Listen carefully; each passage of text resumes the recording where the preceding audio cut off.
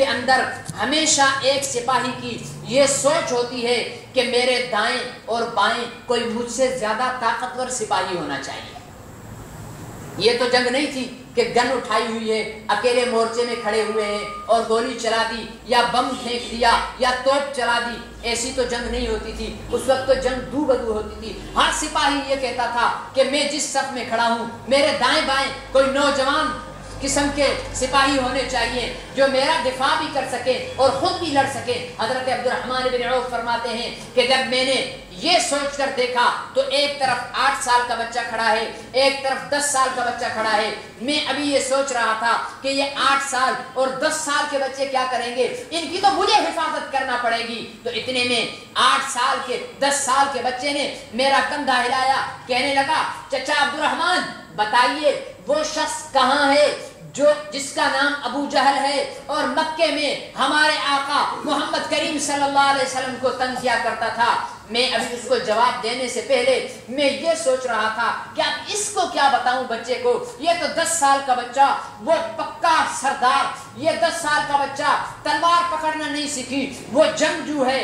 میں ابھی اس سے کہنے لگا بیٹا تم اس کا کیا کر سکتے ہو. تو اتنے میں 8 سال کے بچے نے میرا کندھا ہلایا، مجھ سے پوچھنے لگا چچا وہ شخص تو بتائیے جس کا نام ابو جہل ہے، جو ہمارے آقا کو مکہ مکرمہ میں ستایا کرتا تھا، تنگ کیا کرتا تھا، وہ کہاں ہے.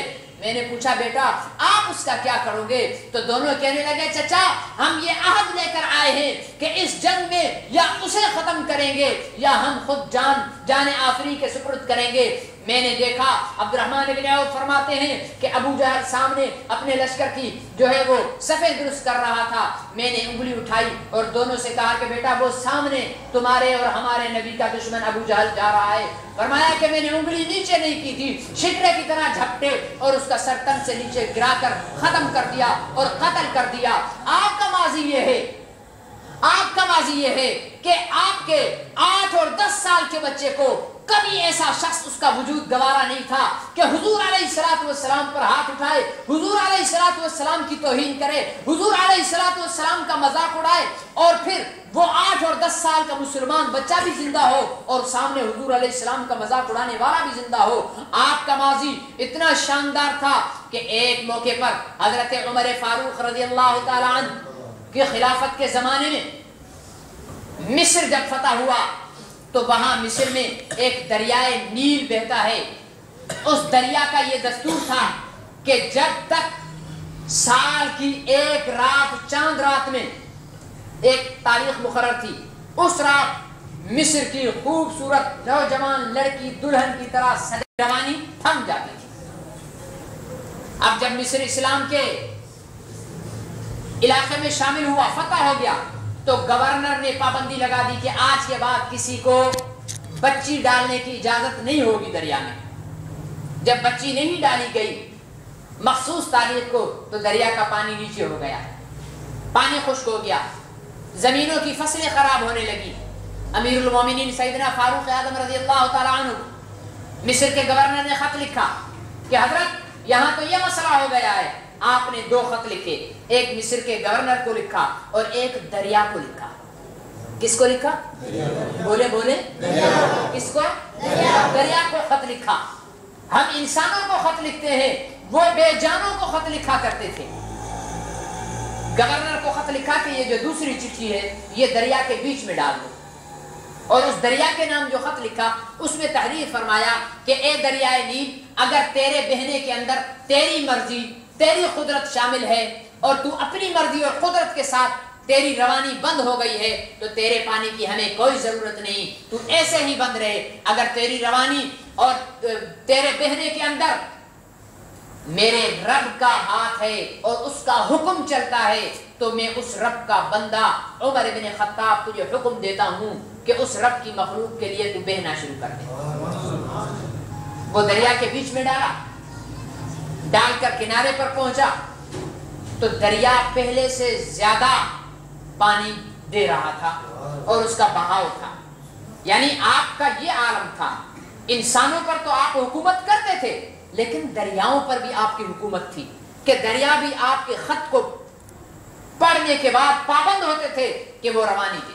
صحابہ اکرام کا لشکر جا رہا ہے، جنگلات سے گزرا، ایک صحابی نے کھڑے ہو کر کہا کہ سنو اے جنگل کے باسیو، اس جنگل کی ہمیں ضرورت ہے، اس جنگل کو خالی کر دو۔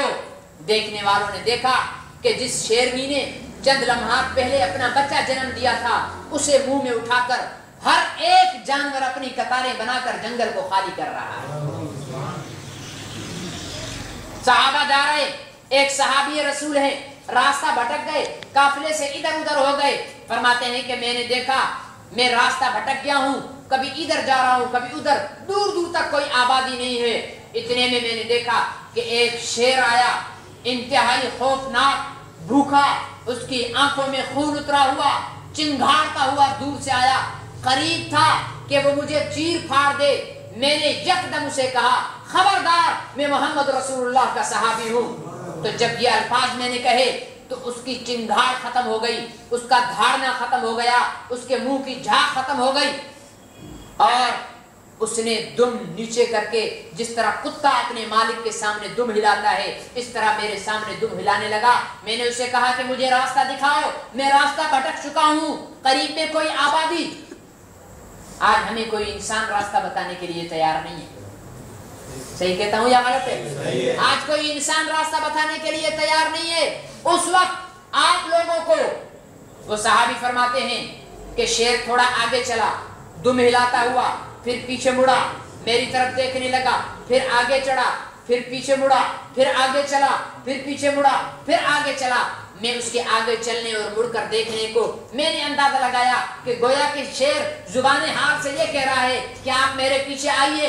اب شیر آگے آگے، میں پیچھے پیچھے، چلتے رہے، ایک لمبی منزل کے بعد جا کر ایک جگہ پر جا کر ٹھہرے، اور قریب آبادی تھی، اس آبادی کے قریب پہنچا کر شیر دم ہو جاتا ہوا واپس اپنے جنگل کی طرف روانہ ہو گیا۔ آپ کا ماضی تو آپ کو یہ بتاتا ہے کہ آپ کو درندے جو ہیں وہ راستے دکھایا کرتے تھے۔ وہ کون تھا جس نے دریاؤں میں گھوڑے دوڑا دیے تھے؟ وہ کون تھا جس نے کشتیاں جلا دی تھیں؟ وہ کون تھا جو 12 پیوند لگے ہوئے لباس کو پہن کر غلام اونٹ پر بیٹھا ہوا ہے اور خود اونٹ کی نکیل پکڑ کر بیت المقدس میں داخل ہو رہا ہے، اور اس وقت کے یہود و نصارا منتظر ہیں کہ یہ بیت المقدس کی چابی دیں ہم اس کو؟ وہ کون تھا؟ محمود غزنوی آپ کا ماضی ہے، صلاح الدین ایوبی آپ کا ماضی ہے، اورنگزیب عالمگیر آپ کا ماضی ہے، خالد ابن ولید آپ کا ماضی ہے۔ یہ جب ہم اس ماضی کو دیکھتے ہیں تو اتنا عالی شان، اور جب حال کو دیکھتے ہیں، حضرت امیر معاویہ کے زمانے میں ایک عیسائی بادشاہ نے دربار لگائی، اس میں اپنے وزیروں کو جمع کیا، ایک مسلمان قیدی کو بلایا، مسلمان قیدی کو بلا کر